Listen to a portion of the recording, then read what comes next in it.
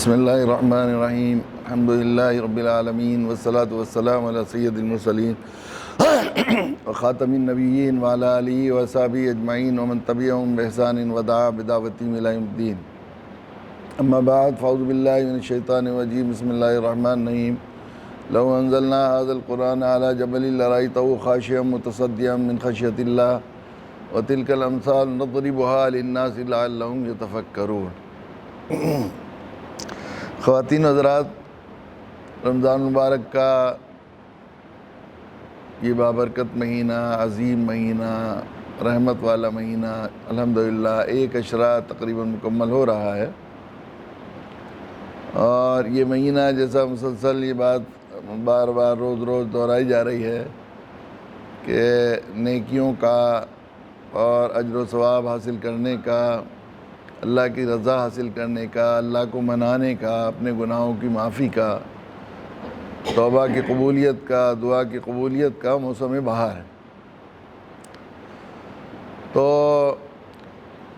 جب اللہ کی طرف سے اس قدر نوازشیں، اس قدر انعامات اور اس قدر رحمتیں برس رہی ہیں، تو ہمیں ایک قدردان اور شکر گزار بندہ ہونے کی حیثیت سے اس مہینہ کا بہت ہی خوشی استقبال بھی کرنا چاہیے، اور اپنے دامن کو نیکیوں سے، رحمت سے، قبولیت سے، مقبولیت سے، اللہ کی رضا سے بڑھنے کی آخری درجے میں جی جان سے کوشش کرنی چاہیے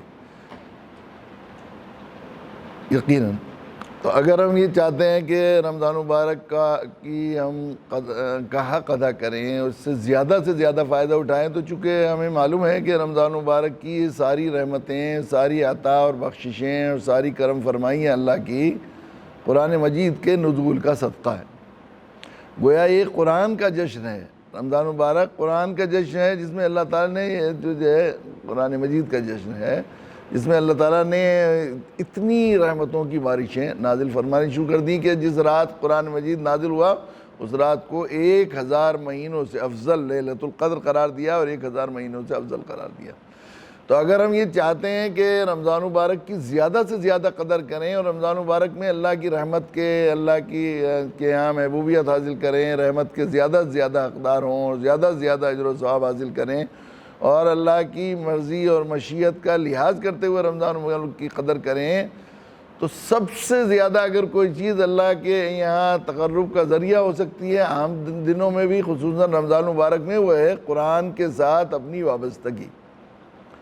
چونکہ یہ قرآن مجید کا جشن ہے، جس قدر ہم قرآن سے زیادہ تعلق ظاہر کریں گے، پیدا کریں گے، اور جتنا قرآن کی عظمت، قرآن سے تعلق، قرآن کے ساتھ جو ہے قرآن والوں اور قرآن مجید اور قرآن والوں کا جتنا اکرام اور جتنی عظمت اور جتنا زیادہ ہم قرآن مجید سے تعلق اپنے اوپر طاری کریں گے، اتنا زیادہ اللہ کے یہاں رمضان مبارک میں ہم مقبولیت اور محبوبیت حاصل کر سکتے ہیں یقیناً۔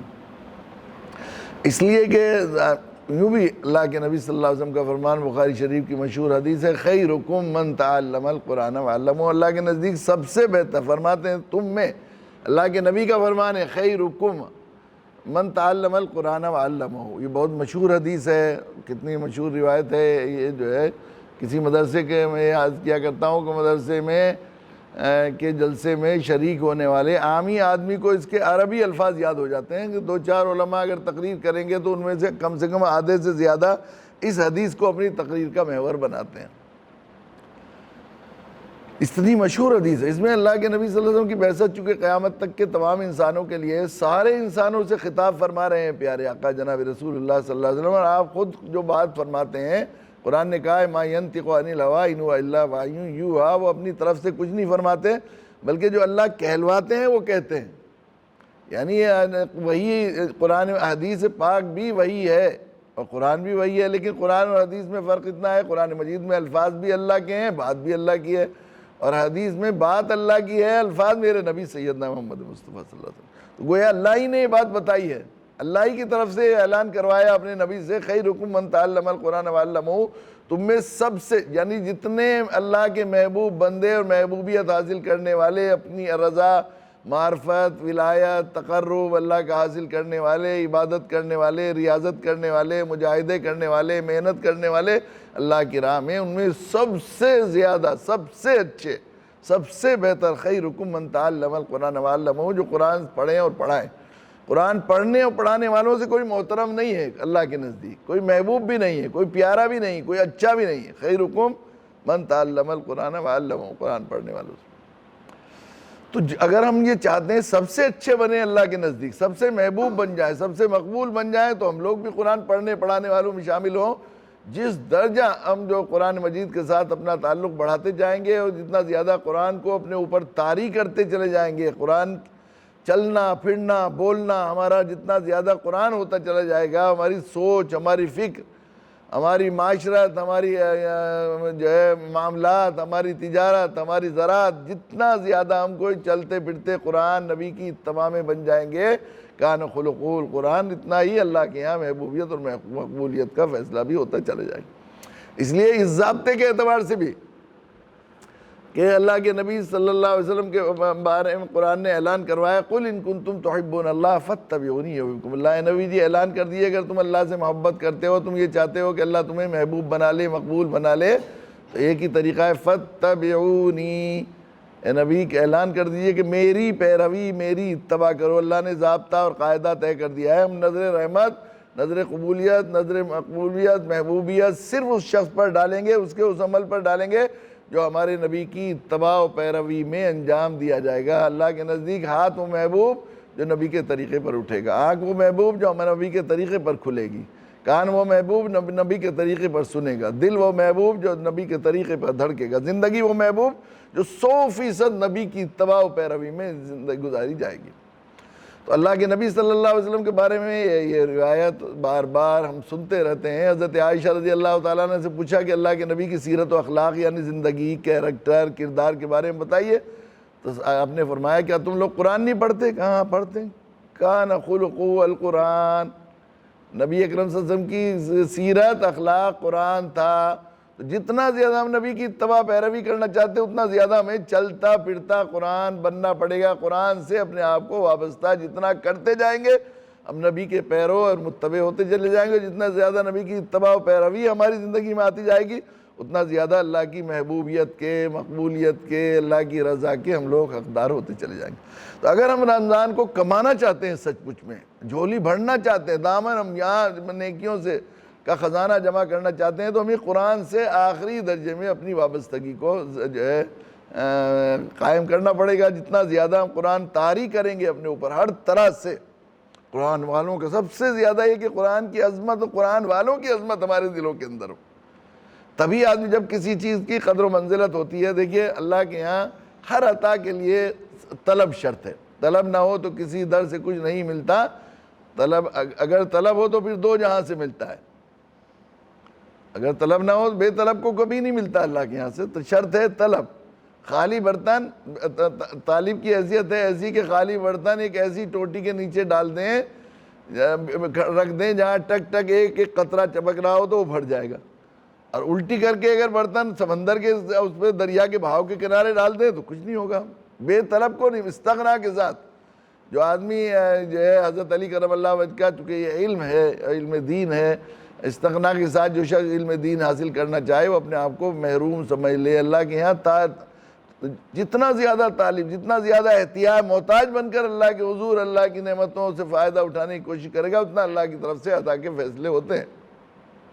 اور طلب اس چیز کی ہوتی ہے جس کی دل میں عظمت ہوتی ہے، قدر و منزلت ہوتی ہے، جس کی قیمت کی قدر ہوتی ہے۔ آدمی کو یہ بہت قیمتی چیز ہے تو آدمی کی مسلسل طلب بڑھ جاتی ہے، اس کی طرف لالچ بڑھ جاتا ہے انسان کا۔ تو قرآن کی عظمت اور قرآن والوں کی عظمت، قرآن کی عظمت کا حصہ ہے قرآن والوں کی عظمت، یہ ضروری ہے۔ اس امت کا بہت بڑا جو ہے بیماری جس کی وجہ سے ہم لوگ دیکھیے جس کی وجہ سے ہم لوگ دنیا میں ذلیل و رسوا ہو رہے ہیں، وہ یہی ہے کہ ہم نے قرآن اور قرآن والوں کو بالکل ثانوی درجے میں کر دیا ہے، ثانوی نہیں بلکہ ثالثی درجے میں کر دیا ہے۔ قرآن نے جو یہ نقشہ کھینچا ہے، وقال الرسول یا رب ان قوم اتخذوا هذا القرآن مہجورا، میرے رب یہ میری قوم ہے جس نے قرآن کو پس پش ڈال دیا ہے۔ قرآن اور قرآن والوں کی بے وقتی اور قدر و منزلت کی کمی ہماری امت کا بہت بڑا مرض ہے۔ اللہ نے قرآن کے نازل کرنے کے ساتھ ساتھ اپنا ایک ضابطہ اور ایک قانون یہ طے کر دیا تھا کہ امت محمدیہ کی دنیا میں عزت کا، دنیا کے قوموں کے دلوں میں ان کی وقت اور قدر و منزلت کا دار و مدار قرآن و قرآن والوں کی عزت پر ہے۔ جتنی زیادہ قرآن و قرآن والوں کی عظمت و قدردانی ان کے اندر پیدا ہوتی جائے گی، اتنا زیادہ دنیا میں، دنیا کی تمام چیزوں کے دلوں میں، حتیٰ کہ مخلوق کی دل میں چرند پرند، اور چونکہ حدیث میں آتا ہے کہ قرآن کی خدمت کرنے والے، قرآن پڑھنے پڑھانے والوں کے لیے جنگل کے جانور اور مچھلی کے وہ تک بھی، سمندر کے کی مچھلیاں تک ان کے لیے دعائے مغفرت کرتی ہیں، ان کے دلوں میں بھی ان کی قدر و منزلت ہوتی ہے۔ قرآن کے ساتھ تعلق اور قرآن کی خدمت گزاروں کے ساتھ اللہ کے یہاں اتنا اعزاز و احترام ہے کہ سمندر کی مچھلیاں تک ان کے لیے دعائے مغفرت کرتی ہیں، ان کے دلوں میں بھی ان کا اکرام ہوتا ہے، اور مخلوق کے تو ہوتا ہی ہے۔ اقبال نے کہا ہے وہ معزز تھے زمانے میں مسلمان ہو کر، اور تم خوار ہوئے تاریخ قرآن ہو کر۔ ہم لوگ قرآن اور قرآن والوں کی ناقدری کی وجہ سے ہم لوگ دنیا میں ذلیل و رسوا ہو رہے ہیں۔ اللہ کے نبی صلی اللہ علیہ وسلم سلام ہو آپ پر کہ آپ نے کوئی بھی دین کا چھوٹے سے چھوٹی شعبہ زندگی کا صرف آپ نے قول سے نہیں سمجھایا ہمیں، بلکہ 100% اپنی عملی زندگی سے اللہ کے نبی صلی اللہ علیہ وسلم نے سکھایا قرآن مجید جو ہے۔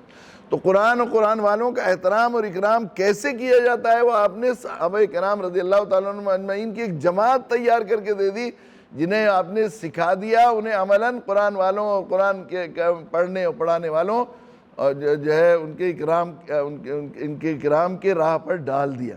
اللہ کے نبی صلی اللہ علیہ وسلم کی عادت شریفہ یہی تھی، آپ کے یہاں یہی مقدار، ہر عہدہ اور ہر منصب قرآن کے ساتھ وابستہ کیا جاتا ہے۔ جو زیادہ قرآن پڑھا ہوا ہوتا تھا اس کو اعلیٰ منصب، صلاحیت اور قابلیت اور کوالیفیکیشن قرآن کے پڑھنے کی تھی، اور کوئی نہیں تھی دوسری۔ کسی بڑے سے بڑے عہدے کے لیے جتنا زیادہ قرآن کا عالم اتنا زیادہ وہ عہدے کا حقدار ہوتا تھا، حتیٰ کہ گورنر بنانا ہوتا تھا کسی علاقے کا، کسی ملک کا، کسی اسلامی صوبے کا، تو اللہ کے نبی صلی اللہ علیہ وسلم یہ دیکھتے تھے سب سے زیادہ قرآن جاننے والا کون ہے، اسی کو ہوتا تھا۔ نماز میں امامت کی ضرورت پیش آئے تو اصول ہے شریعت کا، جو سب سے زیادہ قرآن جاننے والا ہوگا اسے امامت کا حقدار بنایا ہے۔ امام چونکہ وہ بالکل نائب رسول ہے، اور نیابت رسول اور ممبر نبوی پر اور محراب نبوی پر وہ نبی کی نیابت میں کھڑا ہوگا، تو جو جتنا سب سے زیادہ قرآن جاننے والا ہے وہی حقدار ہوگا۔ یہ شرعی مسئلہ ہے، ضابطہ اور قانون طے کر دیا ہے اللہ تعالیٰ۔ گورنر بنانا ہے تو سب سے زیادہ قرآن جاننے والا، حتیٰ کہ فوجی سپاہ سالار بنانا ہوتا تھا، فوجی سپاہ سالار بنانا ہوتا تھا، تو وہ بھی وہاں یہ نہیں ہوتا تھا کہ کون جنگی سپاہ گیری میں ماہر ہے، بلکہ اللہ کے نبی صلی اللہ علیہ وسلم یہی دیکھتے تھے جو زیادہ قرآن پڑھا ہوا ہے اسے ہی فوج کا سپاہ سالار بنایا جاتا تھا۔ مجلس میں بیٹھنے کی بات ہوتی تھی، کون معزز لوگوں کو آگے بیٹھنے کا ہوتا تھا، تو جو سب سے زیادہ قرآن جاننے والا ہوتا اس کو آگے بٹھایا جاتا تھا۔ حضرت عبداللہ ابن عباس بہت نوعمر صحابی تھے، فتح مکہ کے بعد اسلام لائے، صرف 2 سال، پورے 2 سال اللہ کے نبی صلی اللہ علیہ وسلم کی صحبت انہیں میسر ہوئی۔ اللہ کے نبی کی دعائی کے صدقے میں قرآن کی تفسیر کا انہیں خاص علم عطا کیا گیا تھا، تو اللہ کے نبی کی حیات سے ہی انہیں صف اول کے صحابہ میں آگے بٹھایا جاتا تھا۔ اس کے بعد اللہ کے نبی کی اتباع میں حضرت صدیق اکبر، حضرت عمر رضی اللہ تعالیٰ عنہ وغیرہ کا بھی یہی معمول تھا کہ حضرت عبداللہ ابن عباس کو سب سے آگے بٹھایا جایا کرتا تھا، ان کے قرآن کے علم کی وجہ سے۔ اللہ کے نبی کے یہاں قرآن والوں کا کتنا اکرام تھا، میں نے شاید چند دن پہلے ذکر کیا تھا کہ غزوہ احد میں جب انتہائی کرب کا معاملہ تھا، اللہ کے نبی صلی اللہ علیہ وسلم انتہائی صدمے میں تھے، 70 جانباز صحابہ شہید ہو گئے تھے، آپ کے دندان مبارک شہید ہو گئے، آپ کے سر اقدس پھٹ گیا تھا، اور سیدنا حمزہ کا کلیجہ نکالا، ناک کاٹے، کان کاٹے۔ آپ لاشوں کو تلاش کرتے ہوئے جب اپنے لاڈلے چچا کی لاش پر پہنچے تو آپ پھوٹ پھوٹ کر رونے لگے، بلک بچوں کی طرح رونے لگے، اور آپ نے فرمایا کوئی ہے نہیں جو میرے چچا کو روئے۔ مدینہ کی عورتوں کو پتہ لگا تو چادریں سروں پر رکھ کر احد کی طرف کو دوڑ پڑی، یا نبی اللہ ہم ہیں رونے کے لیے، کیونکہ وہاں پر کاندھے سے لگ کر نوحہ کیا جاتا تھا، اس سے تسلی ہوتی تھی، عربوں کا یہ مزاج تھا۔ آپ نے فرمایا اسلام میں نوحہ نہیں۔ اب تدفین کی 70 صحابہ تھے جو شہید ہو گئے تھے، ان میں سید الشہداء کا لقب ملا تھا حضرت حمزہ کو، جو نبی اکرم صلی اللہ علیہ وسلم کے لاڈلے چچا بھی تھے۔ تو اب یہ ہوا کس کو دفن کیا جائے، دو شہداء کو ایک ساتھ دفن کیا جانا تھا، اب کس کو دفن کیا جائے؟ پہلے کس کو دفن کیا جائے؟ تو اللہ کے نبی صلی اللہ علیہ وسلم نے یہ ارشاد فرمایا، ایسے غم اور ایسے کرب کے وقت میں بھی قرآن والوں کا کتنا احترام اور قرآن کی کتنی اہمیت تھی اللہ کے نبی. یہ ہے دین، یہ ہے آئیڈیل، یہ ہے جو ہے رول ماڈل. کہ اللہ کے نبی صلی اللہ علیہ وسلم نے پوچھا کہ بتاؤ ان میں سب سے زیادہ قرآن جاننے والا کون تھا؟ تو لوگوں نے کہا مصعب ابن عمیر. تو مصعب ابن عمیر ان کے ساتھی جو وہاں برابر میں تھے ان کو بھی اس کا شرف ہوا کہ وہ سب سے پہلے جو ہے دفن کیے گئے. اتنا زیادہ احترام تھا. لیکن ہمارے یہاں قرآن والوں کو پس پٹ ڈالا جاتا ہے. قرآن کو جس طرح پس پٹ ڈالا جاتا ہے قرآن والوں کی بنا قدری اور بے احترامی ہوتی ہے. حتیٰ کہ ہم لوگوں کا حال یہ ہے کہ امام کے ساتھ ہمارا یہ حال ہوتا ہے. سچی بات یہ ہے کہ اگر ہم یہ سمجھتے ہیں، دیکھیے دین کا سارا فلسفہ اس بات پر ہے کہ دنیا عارضی ہے، یہاں کی مال، یہاں کی جائیداد، یہاں کی عزت، یہاں کی ذلت کوئی حیثیت نہیں رکھتی. اصل موت کے بعد کی زندگی ہے، اور موت کے بعد کی زندگی کی عزت، وقار اور مالداری کا انحصار ہے نیکیوں پر. جس کے پاس زیادہ نیکیاں ہوں گی، جو زیادہ اجر و ثواب کمایا ہوگا، وہاں معزز ہوگا. نیکیوں اور اعمال کے اعتبار سے وہاں جنت کے درجے ہوں گے. وہاں لقب، حسب اور نسب کوئی چیز نہیں ہوگی، چودراہٹ یا کوئی اور دوسری چیز، صورت، شکل، اس پر کچھ بھی نہیں ہوگا. وہاں صرف اعمال پر ہوگا. تو اعمال کے اعتبار سے اگر ہم آخرت کے اعمال کے اعتبار سے دیکھیں تو یہ قرآن والوں کے برابر ان کی قدموں کی خاک بھی نہیں ہو سکتے دوسرے لوگ آخری درجے میں عمل کرنے والے. ہمارے یہاں ہوتی نہیں قدر. صاحب امام صاحب آج کل کے زمانے کے ایسے ہیں، بس وہ کچھ نماز پڑھائی اور طرح طرح کے تانے اور تشنے دینے شروع کر دیتے ہیں اماموں کے بارے میں. ایسا صورتحال ہوتی ہے، ایسی ناقدری پائی جاتی ہے، ایسی امام کو غلام بنایا جاتا ہے. چند پیسے دے کر، چند ٹکے دے کر ہم یہ سمجھتے ہیں کہ ہمارے خادم ہو گئے. ہم نے تو بعض جگہ یہاں تک دیکھا ہے دیہاتوں میں جا کر وہ چودھری حل لے کر جا رہا ہے اور آواز دیا، حافظ جی میں ذرا دیر سے آؤں گا، ذرا گوشت لا دیے ہمارے یہاں کا. ایسا ہوتا ہے. ٹرسٹیوں سے ڈرتے ہیں امام. حالانکہ امام اللہ کے نبی صلی اللہ علیہ وسلم نے جو امامت کا منصب، وہ نائب نبی، اللہ کے نبی صلی اللہ علیہ وسلم کی مسجد جو تھی وہ دارالخلافہ تھی اسلامی مملکت کا، اور امام تھا امیر المومنین وہاں کا. اس کی مرضی اور مشورے اور ایما کے بغیر کچھ نہیں ہوتا تھا وہاں پہ. یہ تھا جو سسٹم اللہ کے نبی صلی اللہ علیہ وسلم نے دیا تھا. لیکن ہمارے ہاں یہ ہوتا ہے مقتدیوں کی مرضی اور ٹرسٹیوں کی مرضی دیکھتے ہیں. بیچارے امام صاحب بہت سی مرتبہ بڑے ملی اور بہت ہی اہم ترین اجتماعی ضرورتیں ہوتی ہیں ملی، لیکن وہ اس میں شریک نہیں ہوتے کہ ٹرسٹی نے اجازت نہیں دی. وہ اپنی مرضی کے پابند نہیں ہوتے بیچارے. صورتحال یہ ہوتی ہے. چند ٹکوں کی یہ سمجھتے ہیں کہ بالکل اس کو خادم اور نوکر سمجھا جاتا ہے عموماً.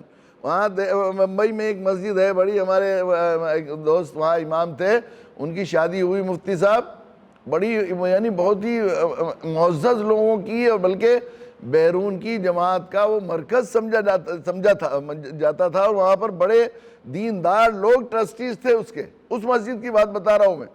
ان کی جو ہے امام صاحب کی شادی ہوئی، والدہ وہ رہتے تھے ممرہ بیچارے، یہ جو ہے اس میں بمبئی میں پرانی بمبئی میں رہتے مسجد تھی.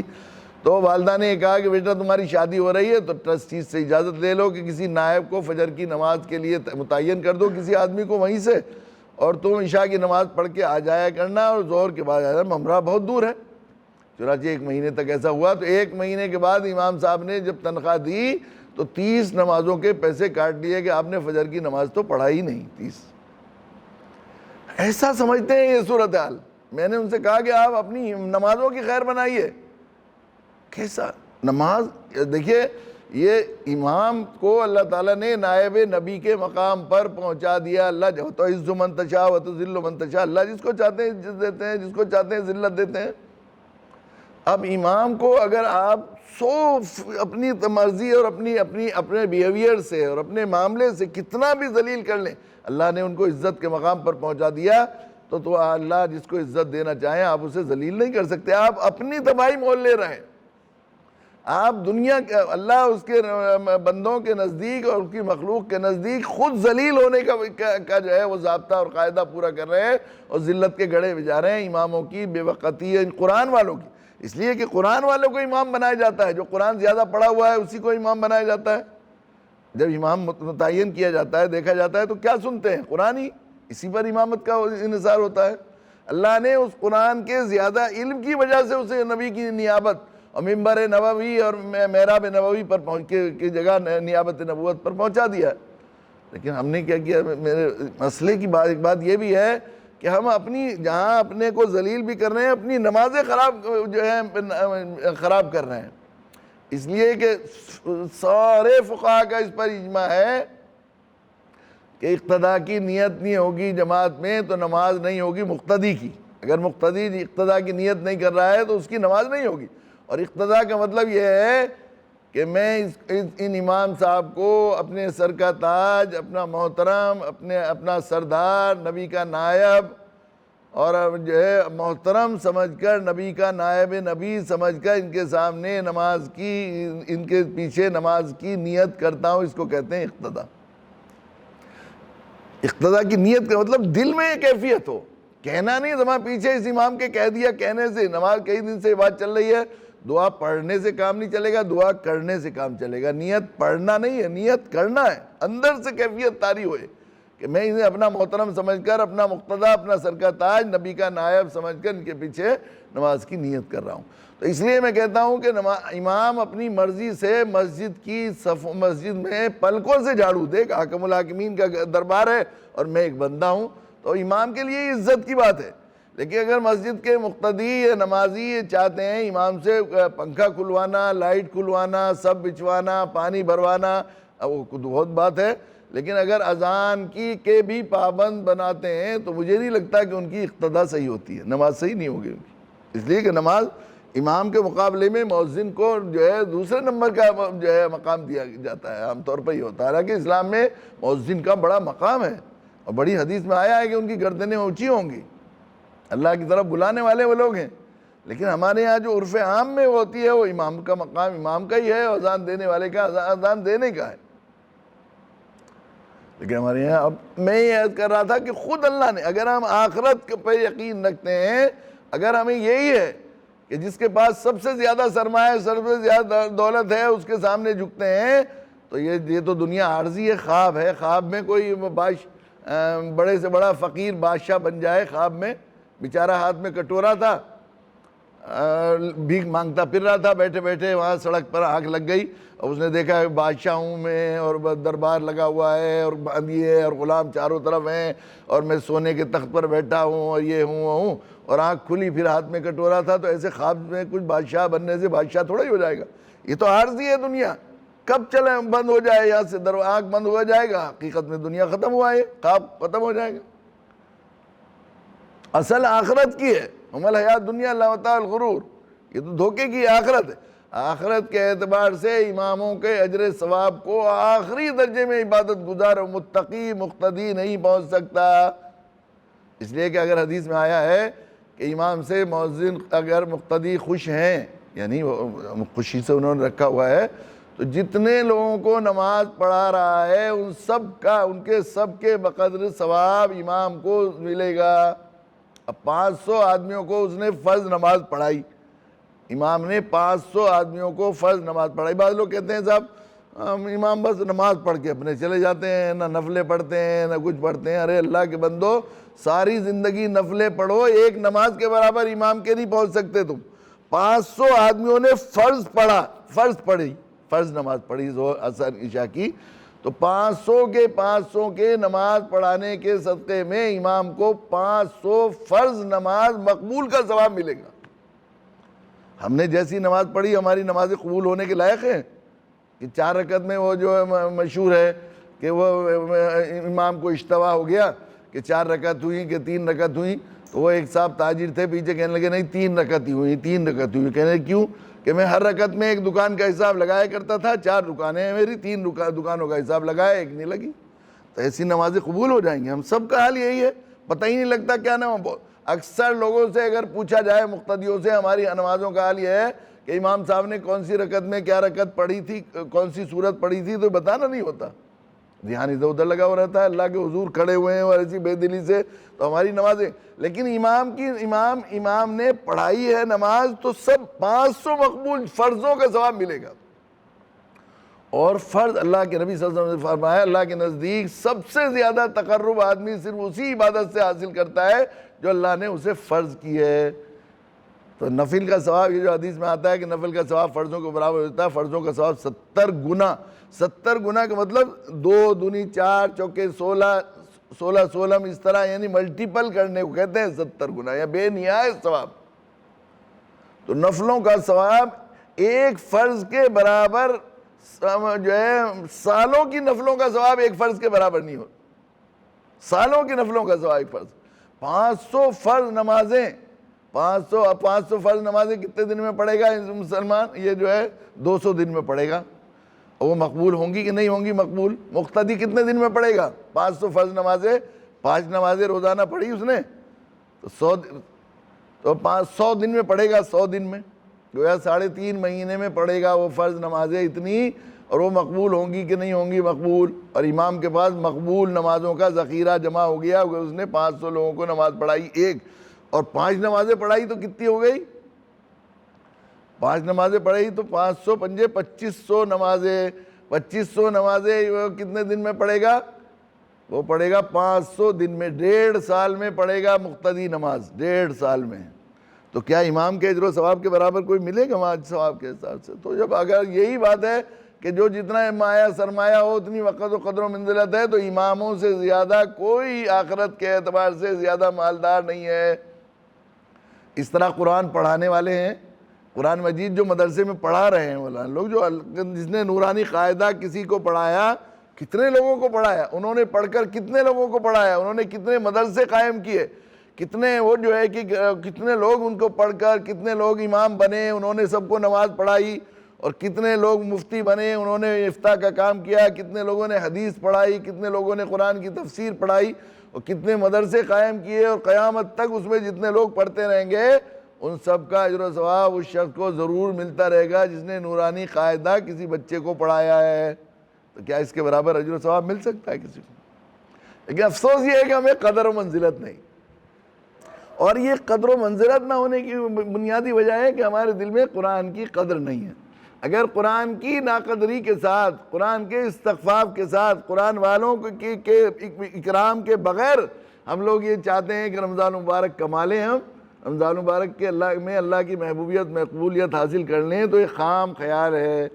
اس لیے کہ رمضان ہے ہی قرآن کا جشن، اللہ دیکھنا ہی چاہتی ہوں، اور سسٹم اور نظام جو نبی سے بتایا اس میں صرف چاروں طرف قرآن کی ایک فضا بنتی ہے، قرآن کی ایک جو ہے اللہ تعالیٰ کی طرف سے قرآن کے لیے دلوں میں اور روحانی روحوں میں ایک کشش پائی جاتی ہے کہ وہ جو لوگ کبھی قرآن پڑھنے کی ان کی وہ نہیں ہوتی ہے اور طبیعت وہ نہیں ہوتی، ان کی بھی آمادہ ہونے لگتے ہیں قرآن کھولنے پر، قرآن پڑھنے پر۔ چاروں طرف فضا میں قرآن کی آوازیں اور قرآن کی نورانیت اور قرآن کی برکتیں چاروں طرف پھیلی رہتی ہیں۔ تو ہم یہ سمجھتے ہیں، اگر ہم یہ چاہتے ہیں کہ ہم اللہ کے یقیناً ہم خاطر خواہ رمضان مبارک کا فائدہ اٹھائیں، تو قرآن اور قرآن والوں کے ساتھ اپنا زیادہ سے زیادہ تعلق کا اظہار کریں۔ اس کے لیے چونکہ انسانی فطرت یہ ہے، جس چیز کی قدر و منزلت دل میں بیٹھتی ہے، اس چیز کی جس پر اس کا جان مال وقت خرچ ہوتا ہے، جس کے لیے قربانی دیتا ہے، وہ دل میں عظمت بیٹھتی ہے، خصوصاً جس میں مال۔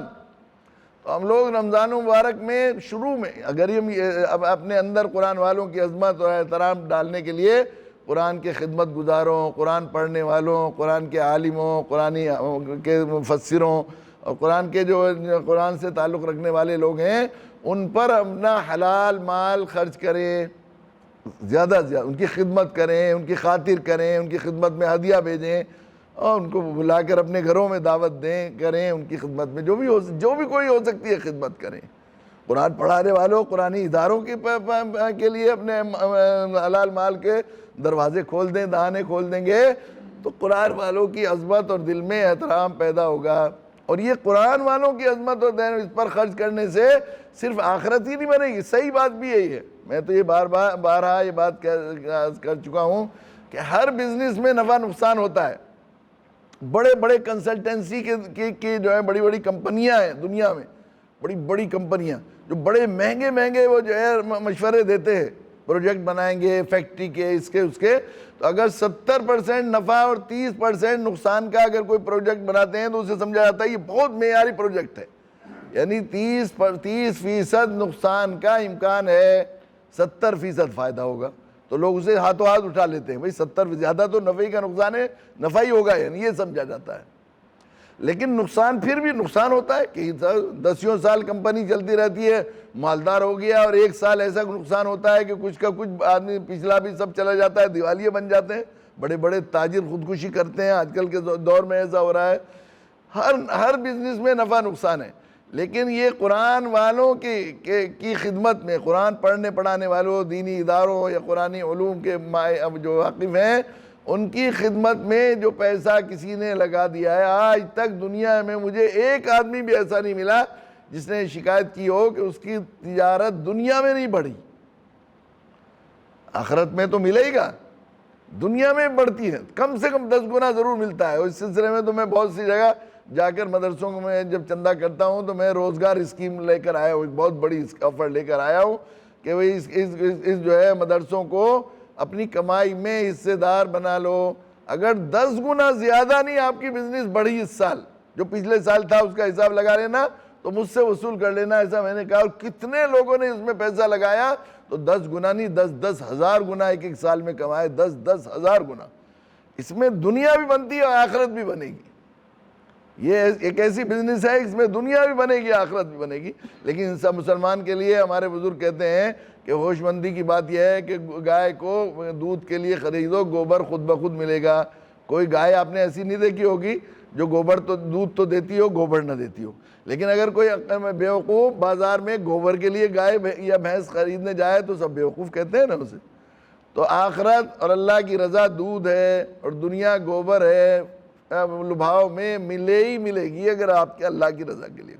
لیکن اگر صرف گوبر کے لیے بھی آپ ان قرآن کی خدمت گزاروں، قرآن پڑھنے والوں، اماموں اور ان مسجد کے میاں جیوں اور مدرسے کے جو ہے مکتب کے میاں جیوں اور مدرسے والوں کی خدمت کریں گے، تو میں یقین سے یہ بات کہہ رہا ہوں کہ 10 گنا تو کم سے کم یہاں دنیا میں ضرور آپ کی مالی اور تجارت بڑھے گی، ضرور جتنا پیسہ آپ نے لگایا ہے۔ کوئی بزنس ایسی نہیں جس میں نفع ہی نفع ہو، صرف یہی ایک دھندا ہے اللہ نے بنایا ہے۔ یہ قرآن والوں کے ساتھ اللہ کا اتنا بڑا احسان ہے، وہ انعام ہے قرآن سے تعلق رکھنے والوں سے۔ تو اگر ہم یہ چاہتے ہیں کہ یقیناً ہمیں اللہ کرے تو ہمیں قرآن خصوصاً اس کے سب سے پہلے یہ ہوگا قرآن کے احترام سے، مطلب یہ ہوگا کہ ہم قرآن والوں کا احترام کریں، قرآن والوں کو محبت سے دیکھیں۔ یہ جو بے اکرامی کی کیفیت ہے اور ہم انہیں بے وقت سمجھتے ہیں، حتیٰ کہ صورتحال یہ ہوتی ہے قرآن کی ناقدری اور بے وقتی کی تو بات ہے کہ 4 بچے ہیں جو سب سے کہیں نہیں چلتا اسے قرآن پڑھنے بٹھاتے ہیں، یہ صورتحال ہوتی ہے۔ اور 3 بچے اسکول میں پڑھ رہے ہیں اور ایک بچہ اس کا جو ہے قرآن پڑھنے جا رہا ہے، تو ایسا لگتا ہے یہ اس کا سوتیلا بیٹا ہے، بلکہ مجھے کہتے ہیں کڈھیلڑ ہمارے یہاں کہتے ہیں۔ دوسری بیوی کے ساتھ آ جاتا ہے بیٹا، پہلی شادی سے ہوا تو اسے بوجھ سمجھتا ہے نا، وہ سمجھتا ہے کیا ایک مصیبت آ گئی ہے، ایسا لگتا ہے۔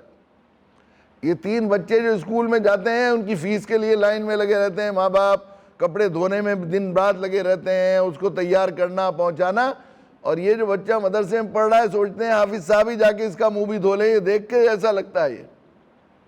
اور داخل بھی اسے کرتے ہیں جو سب سے بیکار ہوتا ہے، یہ صورتحال ہے۔ حالانکہ خیرکم من تعلم القرآن وعلمہ کے ایمان، اور اگر ہم یہ اللہ کے قانون اور ضابطے سے فائدہ اٹھا کر اپنے آپ کو دنیا میں معزز بننا چاہتے ہیں، تو سب سے اچھے بچوں کو، کریم بچوں کو جو ہے مدرسے میں داخل کرنا چاہیے تھا۔ حالانکہ اللہ کے نبی صلی اللہ علیہ وسلم کا یہ فرمان بھی بار بار سنایا جاتا رہا۔ ہمارے علماء ذکر کرتے ہیں کہ نااہلوں کو علم دین سکھانا، دین کو منہدم کرنا ہے۔ گئے گزرے جو لوگ بالکل جن کو ناکارہ سمجھ رہے ہیں اور نااہل سمجھ رہے ہیں، ان کو اعلیٰ علم دین، ایک ہے علم فرض عین، وہ تو ہر ایک کو پڑھنا ہے، لیکن عالم بنانا، حافظ بنانا، مفتی بنانا، قاری بنانا جو فرض کفایہ علم ہے، وہ کریم بچوں کو مکھن نکال کر قوم کا وہاں مدرسوں میں داخل ہونا چاہیے تھا۔ اب پھر مدرسے والوں کو شکایت کرتے ہیں، میں کہتا ہوں کہ یہ بالکل میل، قوم کا میل مدرسوں میں داخل کیا جاتا ہے، جو کہیں نہ چل رہے ہیں وہاں چلو پل جائیں گے، یا تو ایسے غریب لوگوں کے جن کے پاس پیسے نہیں ہیں، چلو بیچارے پل جائیں گے، وہاں بڑے ہو جائیں گے، یا ایسے لوگ چلو کم سے کم مولوی حافظ جی کہلائے جائیں گے، یا قوم میں ذرا مولانا ہمارے خاندان میں ایک مولوی ہو گیا تو ذرا نام ہو جائے گا، بس اس لیے۔ تو ایسے بچوں کو ٹھوک پیٹ کر وہ مولوی بنا دیتے ہیں، یہ مدرسے والوں کا کمال ہے۔